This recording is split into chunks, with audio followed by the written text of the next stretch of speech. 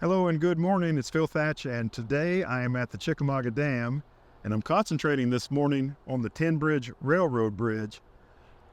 I've brought my old D800 out, and I've got the 24-70 on there, and I framed up a shot of the railroad bridge. The water's not flowing out of the spillways this morning, so the water's pretty smooth and there's a nice reflection, but I wanted to get it really smooth. So I put my 10-stop neutral density filter on there, my Kase Revolution 10-stop, and it gave me an exposure of 8 seconds. But I said, you know what? I brought my cable release.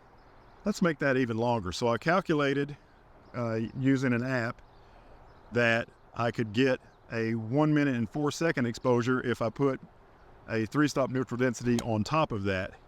So I fired up the cable release and left the shutter open for, I actually messed it up. It's supposed to be 1 minute and 4 seconds, and I did it just barely 1 minute and 1 second, and made a shot. And let's take a look at that. And now I'm going to try to find some birds to photograph after we look at this bridge shot.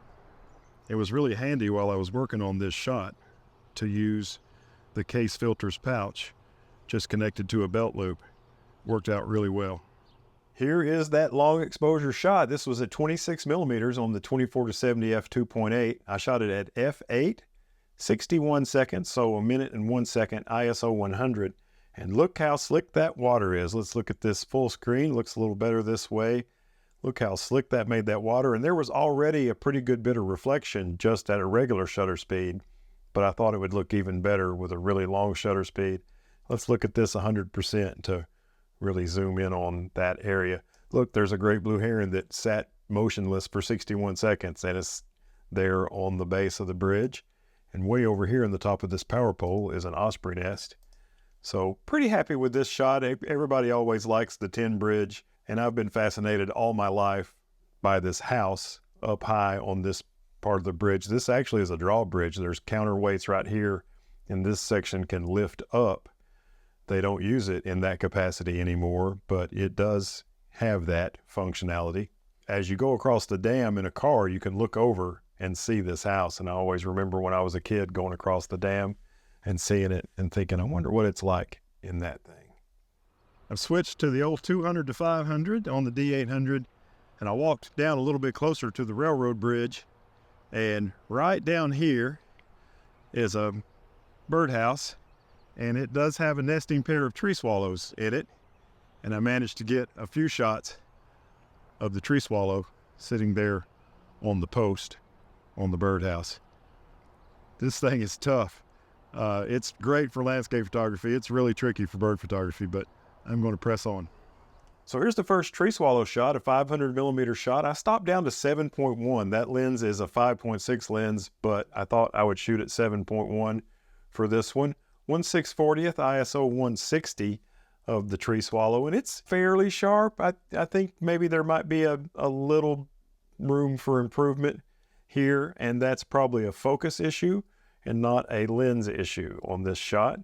Here's my next one, and it is a little sharper. This is 1/1000th f8, so I went higher on the shutter speed and stopped down a little bit more on the aperture. Another 500 millimeter shot.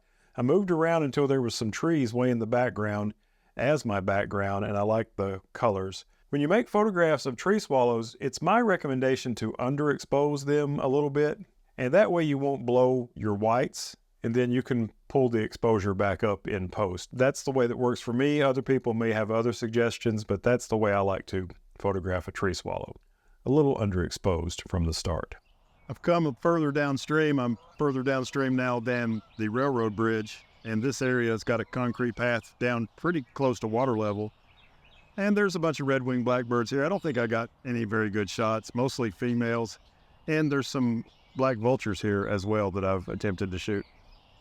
Here is a black vulture in a tree, and it sat there for quite some time, and I was worried it would fly off when I got close enough to make this shot, but it was patient with me and stayed. This is a 500 millimeter shot, 1/1000th f8 and ISO 200. The black vulture is not the prettiest bird in the world, but I do think they have some beauty in their own way, and I always enjoy photographing them. This is a red-winged blackbird, a female red-winged blackbird, in the top of a tree right on the side of the river. Another 1/1000th shot at f8, ISO 180. It's 500 millimeters. It could be a little sharper. It's not too bad, but there's definitely room for improvement on this one. But I'm still happy with this shot overall. I came down a little further and got a bunch of pretty up-close shots of some black vultures right here near the boat ramp just downstream of the dam. Pretty cool shots, I think. The old D800 doing birds. Here's another black vulture shot, and it's also at f8 1/1000th. This one's ISO 800 and 380 millimeters. I've got this one black vulture that is the focus of my shot, and it's in really nice focus. It turned out real good. And there's 1, 2, 3, 4, I think 5 black vultures in the background. And even though they're not very far behind this bird, and I'm shooting at f8, they're still nicely out of focus. I like this shot of this beautifully ugly black vulture. I slowed down my shutter speed to 1/640th and opened up my aperture to f7.1 for this black vulture shot. This is on the concrete wall beside the boat ramp, and the wall is not level, and I just left it not level in this shot. 360 millimeters of this black vulture. Now, let me warn you, the next photograph I'm going to show is kind of gross. So if you don't want to see a photograph that could be described as kind of gross, turn away right now, and I'll tell you in the video when you can turn back around. Okay, this, I believe, is a flathead catfish that these black vultures are feasting on. You know, black vultures feed on carrion, which is animal waste. They are opportunistic feeders. If you see a rabbit or something get run over by a car, a few days later, you'll probably see black vultures and turkey vultures there eating. And this is a 1/640th of a second f7.1. ISO 450 at 500 millimeters, and I really like the way this turned out. It's not a beautiful photograph by any stretch of the imagination, but I do think it's a very interesting photograph of the way these black vultures eat. And let me tell you, it did not smell very good while I was making this photograph. Okay, now we are out of the somewhat gross section, with apologies for people who don't like that sort of thing. Here's another black vulture, 1/640th f7.1, only 200 millimeters on this shot of the black vulture there on the wall of the boat ramp. I think it's the same one as that last one that was on the wall of the boat ramp, but it's a different angle, and now I've got the river in the background. Now I'm standing on the boat ramp, and there's some black vultures up here in this tree, and there's one out near the end of the branch. It's got pretty much perfect sun angle on it, and I've been using the old focus and recompose with the back button focus with the D800 to try to get its eye sharp and yet not have the bird in the middle of the frame. So we'll see how that works out right now. Here's the black vulture on the branch. I really love the way this bird was posing for me, and I like the shot here. I like the branch, the character of the branch, and the character of the bird. This is a 500 millimeter shot, 1/1600th of a second, f7.1 and 500 ISO of the black vulture on the branch. And I did use focus and recompose. I would set my focus point on the bird's eye or the bird's head, and that would have the bird in the middle of the frame. And then I would use back button focus to focus, and then I'd move my camera over to where I would want it to be from a composition standpoint and make my shot. As long as your subject's not moving around and you don't move much, you can still get nice focus using the focus and recompose method. This is another shot of that same bird. He was at peace with me taking his picture, and he relaxed and enjoyed soaking up some morning sun. This is 1/1600th f7.1, ISO 720 and 500 millimeters. Just love the shots I was able to get of this bird, and I like the head angle. Just everything about these really made me happy this morning. Now I've come down the bank a little bit further and also up the bank a little bit further, if that makes any sense. And I found a shot shooting through some tree branches in the foreground of the same bird, except for now, instead of sky in the background, I've got trees all the way across the Tennessee River in the background. So this is the same bird as the last couple of shots, and this is 1/1000th f7.1 ISO 800 and 500 millimeters. I was really happy with everything about this shot, except I could never get the bird to turn its head in a pleasing way. So this was the closest to a good head angle I got.